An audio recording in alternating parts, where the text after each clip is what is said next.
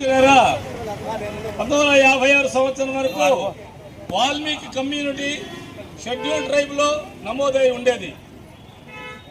అది రాను రాను ప్రభుత్వాలు మారి ప్రధానంగా ఇటువైపు రాయలసీమలో కర్నూలు, అనంతపురం ఎస్టీ జాబితాలో ఉంటే నాటి పాలకులు రెడ్డి సామాజిక వర్గం వీళ్ళు వాల్మీకులు మెజారిటీగా ఉన్నారు కాబట్టి మొత్తం రాజ్యాధికారం అటు వైపు వెళ్తున్న కుట్రతో దాన్ని జనరల్ చేసి బీసీ కింద నమోదు చేయించారు. ఇది ఒక కుట్రపూరితమైంది.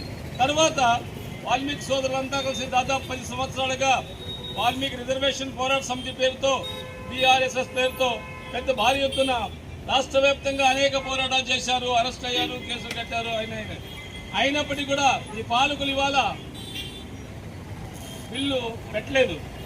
మరి కేంద్ర ప్రభుత్వం మొత్తంగా చూస్తే అన్ని రాష్ట్రాల్లో మెజారిటీ, కర్ణాటకలో కానీ, తమిళనాడులో కానీ, మహారాష్ట్ర అన్ని చోట్ల కూడా వాల్మీకులు ఎస్టీ జాబితాలోనే ఉన్నారు. మరి ఆంధ్ర రాష్ట్రానికి వస్తే ఎందుకు ఈ వెన్నుపోటు రాజకీయాలు జరుగుతున్నాయో మాకు అర్థం కావడం. నేను చెప్తున్నా పాలకులకు వెంటనే ఎస్టీ జాబితాలో వాల్మీకులు చేర్చాలి. రెండోది ఏమంటే ఇవాళ వాల్మీకి జయంతి. మనకు తెలుసు వాల్మీకి మహా పవిత్రమైన రామాయణ గ్రంథాన్ని రచించాడు. ఆయన రచించి ఈ దేశానికి కాకుండా ప్రపంచానికి భారతదేశ యొక్క చరిత్ర, సంస్కృతి, నాగరికతను, మన సామాజిక పరిస్థితుల్ని, సామాజిక న్యాయాన్ని కూడా తన రామాయణ రాశాడు. అట్లాగే కూడా మెజారిటీ వేదాలన్నింటి కూడా 15 వర్గాల నుంచే వచ్చిండవే. అయితే ఇవాళ మరి ఆ రామాయణాన్ని మనం పూజిస్తున్నాము, రాముడు జై శ్రీరామ్ అంటున్నాం భారతదేశం అంతా కూడా. సరే ఆచరణకు వస్తే వాల్మీకిని మనం గుర్తించడం లేదు. నేను చెప్తున్నాం ప్రభుత్వం వెంటనే వాల్మీకి జయంతిని ప్రభుత్వ సెలవు దినంగా ప్రకటించాలి.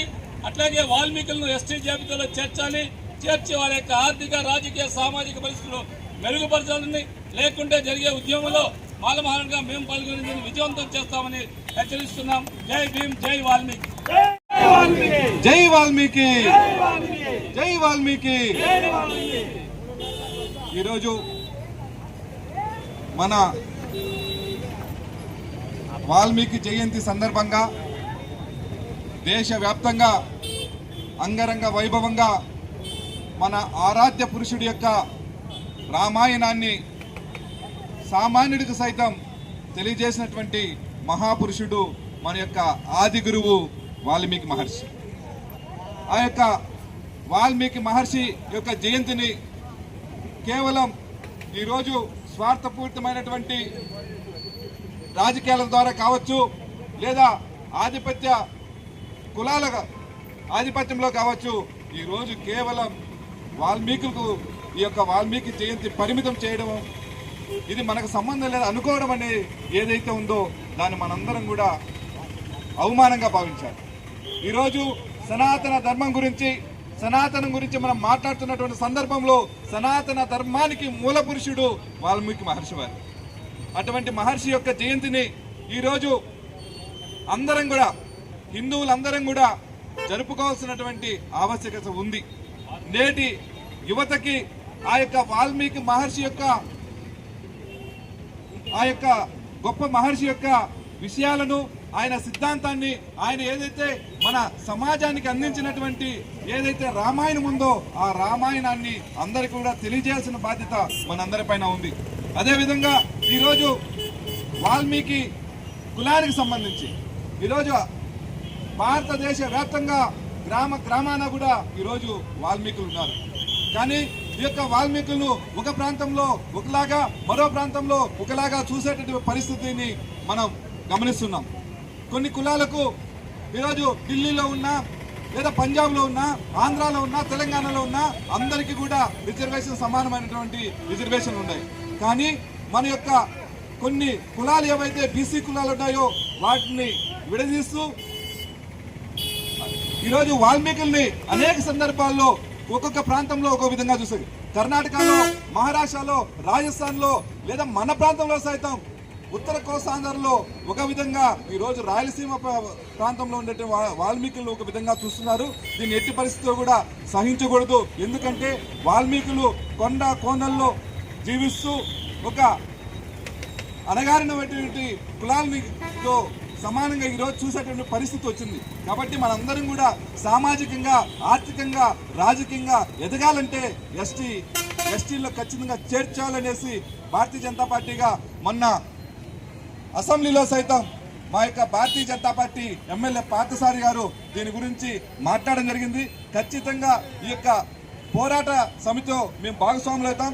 ఏదైతే ఇప్పుడు అధికార పక్షాన్ని సైతం మేము నిలదీసిందినో మేము కూడా అధికారంలో ఉన్నాం కాబట్టి ఖచ్చితంగా ఈ యొక్క పోరాట సమితి ఏదైతే లక్ష్యాలను పెట్టుకుందో ఆ లక్ష్య సాధనలో మేము కూడా భాగస్వాములు అవుతామని చెప్పేసి ఈ సందర్భంగా తెలియజేసుకుంటున్నాను. జై వాల్మీకి, జై భారత్. రానున్న రోజుల్లో ఉద్యమాన్ని చేపట్టి మన ఎస్టీ పునరుద్ధరణ కోసమై పాటుపడాలని చెప్పి మరి అందరూ కూడా ఇక్కడున్నటువంటి సంఘాలన్నీ కూడా కలిసికట్టుగా పనిచేసి మన గతంలోనే చంద్రబాబు నాయుడు గారు ఒక బిల్లు పాస్ చేసి కేంద్రానికి పంపించడం జరిగింది. మరి ఇప్పుడైతే ఎందుకో దాన్ని పట్టించుకోవడం లేదు. వాల్మీకులు ఈ యొక్క అంశాన్ని గుర్తించి ఉద్యమం ద్వారా ఈ ప్రభుత్వాలకు తెలియజేసి ఆ యొక్క ఎస్టీ పునరుద్ధరణ అంశాన్ని మనం సాధించుకోవాలని చెప్పి వాల్మీకులందరూ కూడా ఏకతాటిపై రాష్ట్రం మొత్తం మీద ఉధృతంగా ఉద్యమాలు చేస్తేనే మనకు వాల్మీకి ఎస్టీ రిజర్వేషన్ వస్తుంది. కానీ ఇప్పుడు ఒక సంఘమో ఇంకొకసారి ఒక సంఘాలు చేస్తే మనకు ఉద్యమం నీరు గారిపోతుంది. ఇలాగే రాష్ట్రంలో మొత్తం కూడా అలాగ చేయడం వల్లనే ఇంతవరకు కూడా ఎస్టీ పునరుద్ధరణ అనేది వెనుక వేసుకుంటూ వచ్చారు. కాబట్టి మనం చేసే ఉద్యమం రాజకీయ నాయకుల కాళ్ళ ముందర పెట్టడం కాదు, మనం గట్టిగా పోరాడి వాళ్ళని ఎదిరించి సాధించుకోవాలా.